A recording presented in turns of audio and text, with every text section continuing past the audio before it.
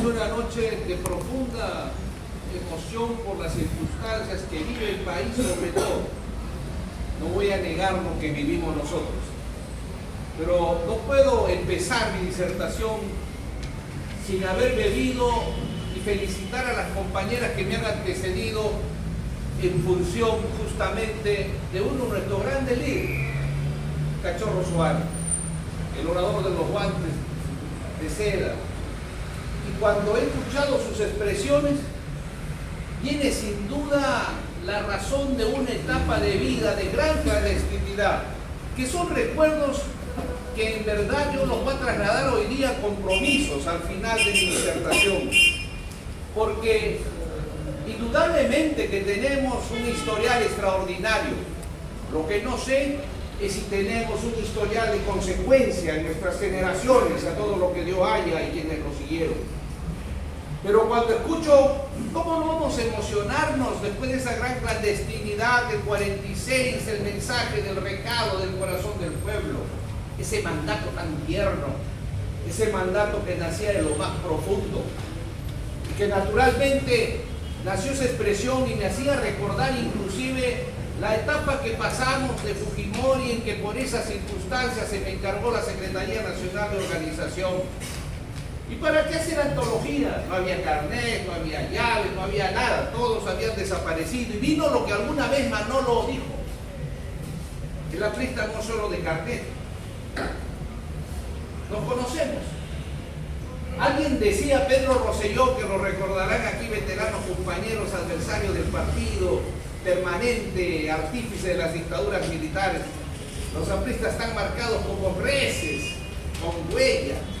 No se les va a quitar esa huella. Por lo tanto, nos conocemos.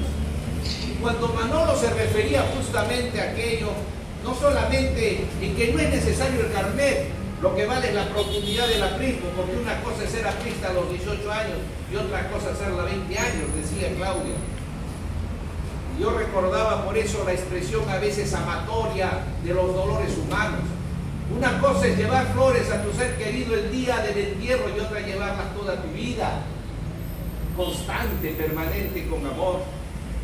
Y yo quiero decirles hoy día que a veces se ataca tanto de nuestra indisciplina que ese mismo año, ese mismo día, la revista Bohemia sacaba dos comentarios extraordinarios porque habíamos salido de una gran persecución y marchaban los compañeros como el 31. La diferencia que en ese entonces se estaba formando todavía la expresión de nuestros brazos y se hablaba de fascismo, se hablaba de tantas cosas. Pero decía Bohemia, en el Perú hay dos grandes ejércitos, uno armado, que es la Fuerza Armada, y que su disciplina es vertical, que el soldado tiene que esperar y recibir las órdenes de sus superiores, y otra, que es la del partido aprista peruano, del Partido del Pueblo, que tiene una disciplina extraordinaria sin utilizar armamentos de uniforme. Y Haya vanidoso con derecho decía, sí, claro, la disciplina del aprismo es más fuerte que la castrense, porque nace del pueblo, pero nace del corazón del pueblo porque tienen la seguridad que sus dirigentes y sus líderes tienen una auténtica solvencia moral y una identidad con los principios que representan el Partido del Pueblo.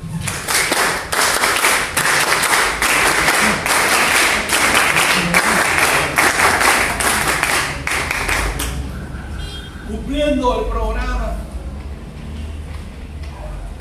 porque hoy día estoy parametrado,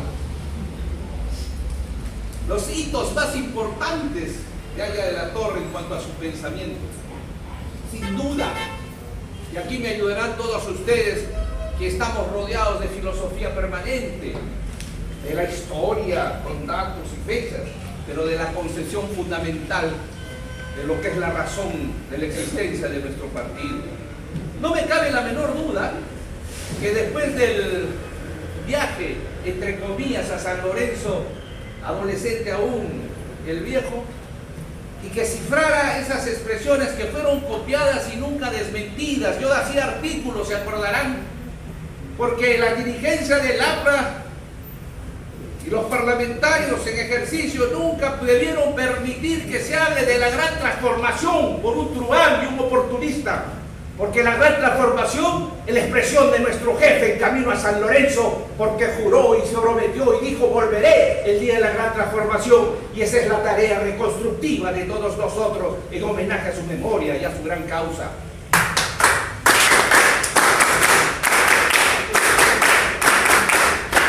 Sin duda que parte ahí, compañeros, después de San Lorenzo, después de Juan Antonio Mella, la razón de los hitos más importantes del pensamiento de Haya. Compartimos con los anarcosindicalistas, con Fonquén, con Barba y todo aquello que representó la lucha en la jornada de las 8 horas, la instauración que quiso disfrazar la oligarquía con relación al Sagrado Corazón de Jesús. Y no olvidemos que durante décadas se nos llamó a nosotros, de alguna forma, se nos puso como otras instituciones en que podían estar en contra de la Iglesia Católica. Pero todo ello fue fortaleciendo el anarcosindicalismo, el mensaje de González Prada, que podríamos recogerlo hoy día en otros aspectos del discurso político, pero fundamentalmente en un momento en el que brillaba en el mundo y había contacto en América de la revolución bolchevique. Se habían tumbado a los zares. No olvidemos, comentaba con unos jóvenes ahora, estaba en una entrevista, y en la cual justamente se me buscaba el por qué nosotros habíamos protestado tanto y hasta detenidos el 5 de febrero en esta fecha con la policía, y que insurgimos, hicimos todo lo que pudimos. Y no va a ser nada de ello porque hay otros autores directos con homenajes y con libros, pero estuvimos con humildad cumpliendo nuestro destino. Pero lo importante es que en esa concepción, por ejemplo, le decía al periodista que me llamaba y me decía: pero a esa edad que usted tenía, discrepaba con entonces la política ideológica castrense de la primera fase del gobierno militar. Yo con sinceridad le decía: no lo sé, porque esa no era mi lucha profunda. Quizás confundido, a veces creía que era lo que había estudiado desde niño, por la concepción doctrinaria del aprismo, en cuanto a las medidas que se estaban dando. Y que, como dijera ya en la Torre del 69, convoquemos a una asamblea constituyente para institucionalizar las reformas que el militarismo está haciendo, para que no tengan debilidad institucional. Pero la protesta no era por una discrepancia necesariamente juvenil con la ideología y el programa del militarismo, sino con la ausencia, con la falta de libertad. Eso es lo que reclamaba mi adolescencia, porque ese era el lindero que nos separaba a nosotros del marxismo-leninismo, de la dictadura bolchevique. Nos apartaba tremendamente, y ahí había hecho su primer hito fundamental, ese hito que hizo que el Congreso de Bruselas debatiera con Mella profundamente e interpretara que la raíz latinoamericana, indoamericana, no tenía una corriente proletaria masiva, porque no teníamos una industria desarrollada, porque no teníamos esos campesinos que habían tenido que dejar sus tierras para formar la industria europea que iban haciendo en Inglaterra, en Alemania. Y ahí viene la unidad de Marx, Engels, el proyecto de lo que era la labor proletario del mundo, unidos, recordad vosotros. Y en ese encuentro entonces ya llegó un Haya maduro de lo que queríamos. No olvidemos que después de los Mella escribe el antiimperialismo y el APRA. Pero se abarca la enorme diferencia, y esa era la razón porque los adolescentes en la década del 75 dábamos no poco, no era una gran persecución, acá hay veteranos que lucharon y dieron su vida, pero estábamos ahí enfrentados por la libertad, más que por el programa, por la libertad, que fue el inicio del hito más importante, porque ahí fue donde nos separamos de lo que era esa corriente de la internacional comunista que quería abarcar toda la América Latina, y encontró sus lacayos, sus servir. Sin agravio alguno, enorme diferencia del joven Haya partiendo al destierro a San Lorenzo y el joven Mayate partiendo a Italia. Enorme diferencia de concepciones, que pudo haber seguido Haya ese camino de las becas naturales y enriquecidas. Eso no lo hace menos a José Carlos Mayate, una decisión estudiantil. Codició Azores y se hizo marxista, pero al final fundó el Partido Socialista. Bebió también de las corrientes del momento europeo. Pero ahí el primer hito importante es que Haya dijo entonces: este no es un problema de proletarios unidos. No es. América, Indoamérica es diferente y el aprismo nace completamente diferente. Nosotros tenemos un abismo de diferencia con la Europa industrial avasallante que le ha quitado sus tierras al campesino y se ha convertido en un proletario más pacificado en la industria de vapor, en la industria que nacía y pasa a una esclavitud diferente. Nosotros tenemos al indio abandonado, explotado, marginado. Tenemos esas clases criollas medias que siempre a veces tras el desarrollo, mientras que una oligarquía que fue incondicional incluso en la guerra del Pacífico a intereses, como dijo bien, no se olviden ustedes, ese escritor y estadista chileno, que a veces no lo recuerdo, más lo recuerdan por derecho los chilenos, cuando decía que la clase política limeña era su gran aliado en el problema y en el contingente, y cuando recordaba que tenía amigos de la oligarquía y de la prensa con poder político en Lima. Ahí entonces entendíamos con definición clara que Aya nos señaló el camino. Nada de proletariado. La realidad indoamericana es distinta a la europea. Caminad vosotros. Nosotros somos el APRA, somos la Alianza Popular Revolucionaria Americana para la realidad continental de Indoamérica y por eso somos el frente único de trabajadores e intelectuales por una justicia, una revolución con paz y libertad.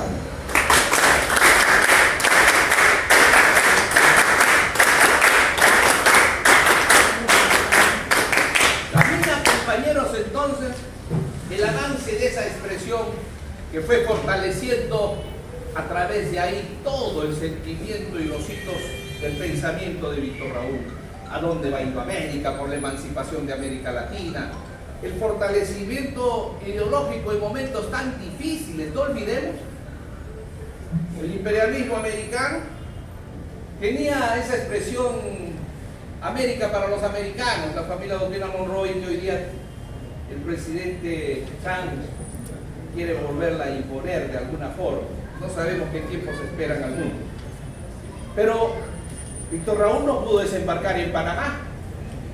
No lo dejaron desembarcar porque queríamos de alguna forma o representábamos ese pánico para la oligarquía y para el imperialismo que confundieron de que nosotros podíamos representar una corriente comunista. Nunca entendieron que ya en el debate con Mella habíamos definido nuestra interpretación clarísima del marxismo-leninismo, que después Trotsky también tuvo su problema y que habíamos hecho un reconocimiento dialéctico de interpretación del marxismo, que incluso superamos después a esa intención natural en el antiimperialismo y el APRA, en lo que llamamos un capitalismo de Estado transitorio en su momento como coyuntura para regir los destinos del país hacia el camino hacia el aprismo, como una antesala socialista.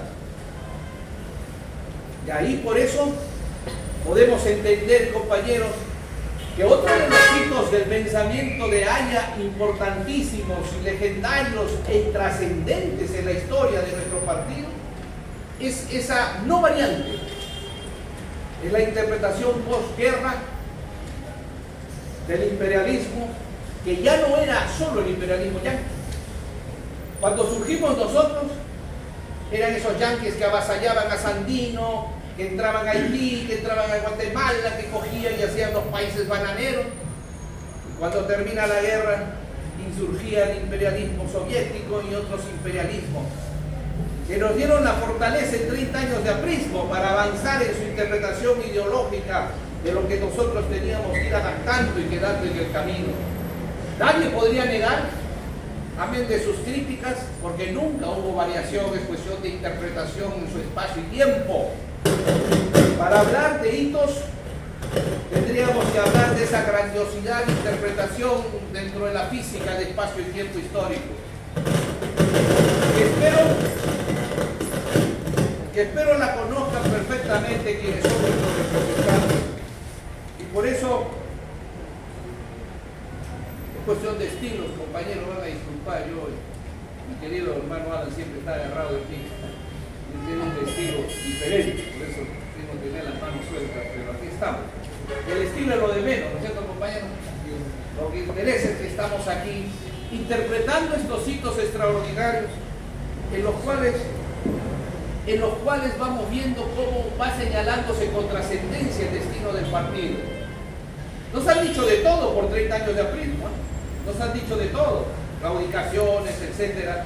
Pero entiéndase bien que es una de las partes en las que Víctor Raúl, a interpretar que hay un capitalismo profundo que estaba avanzando y que estaba triunfando, y que el imperialismo se diversificaba en esa bipolaridad que teníamos hasta hace un tiempo de la Unión de Repúblicas Socialistas y los americanos, definitivamente comprendía que el desarrollo, como bien lo han dicho y he escuchado hace unos minutos, no podía ser sin el avance tecnológico, sin la presencia de los capitales extranjeros. Ahí empezamos a sentir ya la explicación del capital extranjero. Y en el caso de la necesidad que incluso Haya llama en un momento en la defensa continental del tío Sam, que había que ver la importancia de tener la presencia tecnológica y el apoyo económico para desarrollar nuestra agricultura, para desarrollar el fortalecimiento de la naciente industria que podríamos tener. Ejemplos sencillos que nos hacía para el campo el jefe, cuando nos decía: cuando la revolución aprista esté triunfante, no tienes tú que votar al conductor del tractor porque es americano. Tienes que esperar que te enseñe a manejar el tractor. Ya cuando tú sepas manejar el tractor, recién lo puedes echar. Y nosotros le decíamos: lo echamos entonces, jefe. No, porque para ese entonces será tu amigo. Y ese amigo entonces lo entendíamos a plenitud de cómo fue desarrollando, y lo más importante del hito trascendental tiene que ver con el nacimiento de la Alianza Popular Revolucionaria Mexicana. Toda esta interpretación, no olviden que tiene un basamento que pareciera que lo olvidamos en dos periodos de beneplácito burocrático. Nos olvidamos que no hay aprismo sin integración continental. Nos olvidamos que para hacer realidad el antiimperialismo y la defensa continental establecida en casi todas las obras de Haya, pasa porque el sueño de Ugarte, el sueño de Bolívar, se integre en esa lucha de un solo pueblo continente. Que hoy, fíjense ustedes, si recordamos al presidente Clinton en Miami, hablaba de la necesidad de que la América Latina esté integrada y unida. Esa era la razón de su fortaleza para poder comerciar. Y hoy vemos los enormes problemas que tenemos nosotros en esta América morena y mestiza frente a quienes negocian directamente los tratados de libre comercio, y cómo debilitan, cómo sangran y cómo condicionan. Qué vigente y qué trascendente es el hito del pensamiento de Víctor Raúl en su intensidad de la integración continental. Por eso es que yo, como el último aprista, no he logrado entender. Esperaba un congreso ideológico para hacer muchas preguntas a quienes han conducido los gobiernos apristas. ¿Por qué nos hemos alejado tanto de una cuestión que era trascendente para la supervivencia? ¿Acaso en 1967 Víctor Raúl, explicando la coalición APRA 1 en la Plaza San Martín, no nos decía: necesitamos una revolución de hombres titánicos porque los problemas del Perú son titánicos? Necesitamos por eso entender que no hay aprismo, y no habrá aprismo sin integración indoamericana. Y grábenselo bien, nos decían los apristas: no hay un aprista que pueda vivir sin el sueño de la unidad continental, que era la razón fundamental de lo que nosotros queríamos. Ahí están sus obras. Nosotros nos aventuramos a una sola moneda, a una sola banca. Todo eso está expresado, todo eso está dicho. Entonces, yo diría otro de los hitos trascendentales, ya en la práctica, si se quiere, de programa, sería esto que tiene combinado con Carlos Manuel Cos, pero es el pensamiento de Haya, que hoy día me hablaban de eso. Me hablaba un periodista y los trabajadores de una marcha de mañana: ¿y qué piensa usted del Consejo del Trabajo?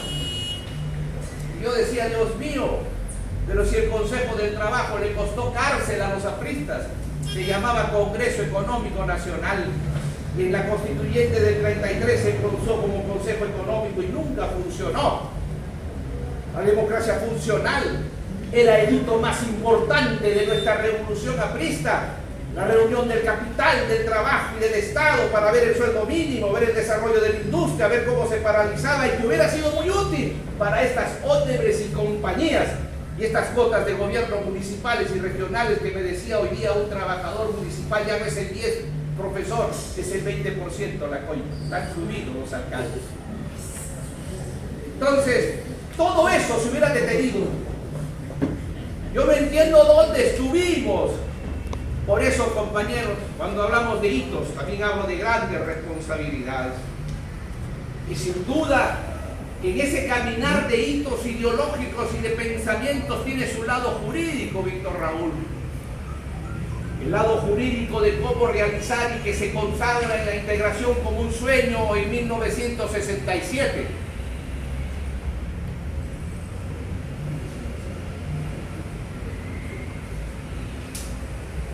Y el compañero que ha sido congresista, mi querido Washington, Sósimo Vicuña, Sósimo, amigo y hermano mayor, tiene un aplauso.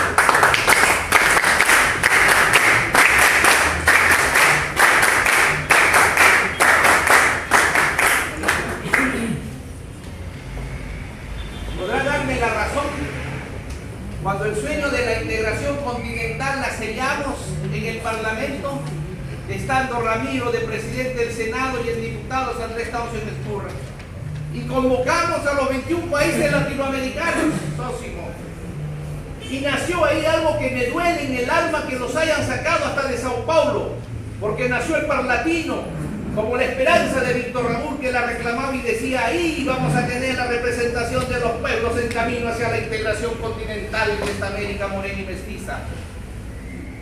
Por eso, compañeros, tenemos que tener presente nosotros este legado, que además es un legado no solamente histórico, son hitos trascendentales para hoy, ante la necesidad de hoy, para poder determinar mañana. Yo por eso le decía a los compañeros, y se los vuelvo a decir, cuando me hablaban de la fraternidad, yo lo dije en el RIMAC, o en San Martín de Porres, creo, si no me equivoco, que acá en el Pedregal temeroso, pero en las calles.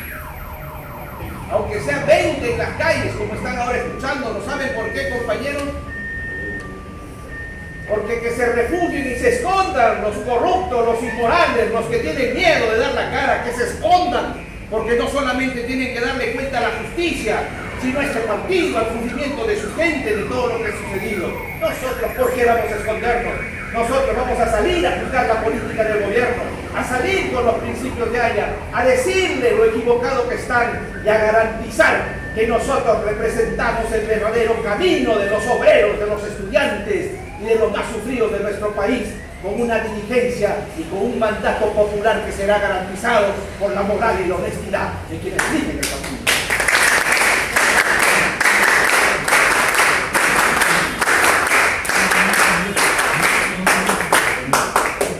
Recibí la orden. ¿Por qué decía en la radio, en la mañana, en Radio San Borja? Le decía: ¿por qué cada vez que hablo de corrupción me cortan el programa?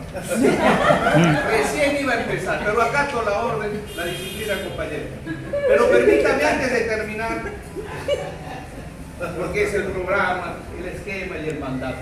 Hay muchos hitos más trascendentales, que los guardaremos para una nueva oportunidad en que ustedes lo dispongan. Pero yo no puedo dejar esta noche tan trascendente de decirles, porque aquí no hay un solo aprista que no esté por razón de sus sentimientos. Porque el partido, antes que una concepción evidentemente ideológica, somos un sentimiento. Yo que escuchaba en el RIMAC a un dirigente del partido, un alto funcionario, o los jóvenes decir: somos el partido masivo, de masas extraordinarias. Y yo me preguntaba a mí, ¿acaso los afro, los abogados, los campesinos, los que pintaban con su sangre como Philip y decían: solo Dios salvará mi alma y solo el aprismo salvará al Perú? O como un compañero en Chongosalto, en la sierra, que lo llevaban los terroristas por ser aprista, lo soltaba porque el alcalde le decía: es loquito. Y cuando llegaban los soldados, otra vuelta querían fusilarlo por abrirse este campesino. Y decía, yo no estoy loco, pero para salvarle la vida, los comuneros le decían que es un loquito. Bueno, entonces, yo les digo algo, compañeros. Igual que ese campesino que le dijo a Aya y que tanto se propagandizó y las revistas internacionales decían, así como nuestras marchas multitudinarias, disciplinadas y hermosas, le preguntan, ¿y usted sabe qué es el APRA? No lo sé, le decían, pero lo siento aquí. Lo siento aquí en lo más profundo del corazón. Porque lo siento aquí, compañeros, creo que tienen un recado del pueblo aprista. No se olviden ese niño que salió corriendo cuando volvimos a la libertad después de la gran clandestinidad. Y lo pagó al viejo y le dijo, jefe, ¿ya te vas? Sí, hijo, han pasado rápido 5 años, ya soy grande, jefe. Mi papá muerto. Y le da un abrazo y un beso y le dice, jefe, no te olvides que los muertos también saben esperar. Y los muertos nos están reclamando. Los muertos nos están diciendo, termino, compañera de... Está hablando mi corazón, perdóneme usted, es un recado más profundo. Y yo le digo, los muertos hoy día nos están diciendo, más allá de esa ceremonia, nos recuerdan todos la historia, el pasado, la alegoría, pero nadie dice si han cumplido con nosotros. ¿Qué han hecho? Y por eso yo digo aquí, ante ustedes, no voy a comprometerlo a nadie, porque pueden decir los líderes, entre comillas, del partido, esas cosas de locura de Fernando Calle. Pues yo personalmente digo, perdón, jefe, hoy día de la fraternidad. Perdón por no haber hablado fuerte cuando debimos hablar. Perdón porque el silencio quizás ha sido una complicidad. ¿Y a dónde hemos llegado? 60 años en la conciencia del pueblo cuando escuchaba yo con cariño a Claudia decir el corazón, el recado del pueblo, sí. Pero del corazón del pueblo hemos pasado al desprecio del pueblo. Y entonces yo digo, ¿dónde estamos los apristas? Cada cual en nuestro combate, como cuando te escribías, disciplina, organización, etc. Y aportábamos nuestras cuotas mensuales de acuerdo a nuestro espíritu y sentimiento. Entonces hoy, compañera, con vuestro permiso, vuestro cariño, perdónenme un minuto, yo les digo, compañeros, no sé si habrá mítines ocultos o cerrados, pero lo que sí sé, que tienen un mandato del corazón del pueblo aprista, de sus muertos, de sus mártires que tanto los evocan y que tampoco están a su altura. Si quieren homenajearlo a ella, si quieren darle el homenaje de su corazón que debe estar llorando y sufriendo, pues expulsen del templo a todos los fariseos y mercaderes.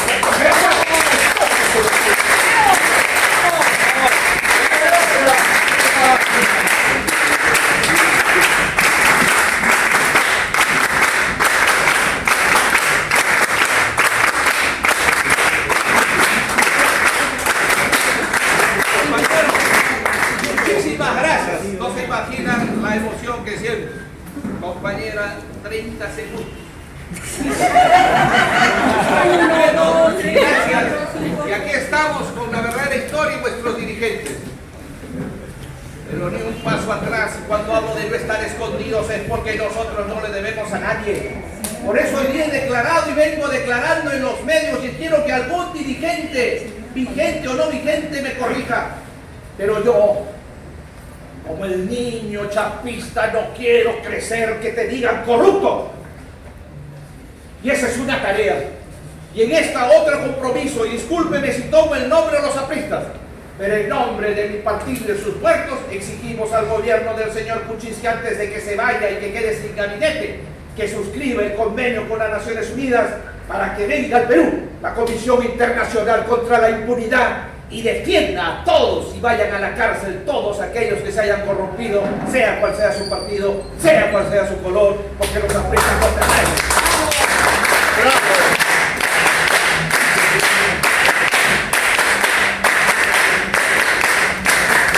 Los artistas no tenemos temor y mañana me dicen los trabajadores de esta nueva organización en la policía que marcharán con el lema de la comisión y por la impunidad. Por eso desde aquí también le decimos a Verónica, que representa una sección marxistoide, y a todos estos le decimos, Verónica, si no tienes miedo, súmate pues con el APRA, vamos a la Comisión Internacional contra la Impunidad. No dices que los apristas controlamos el Poder Judicial, no controlamos las Naciones Unidas, hija, ven aquí y que vengan a juzgarnos a todos. Ese es el APRA, parece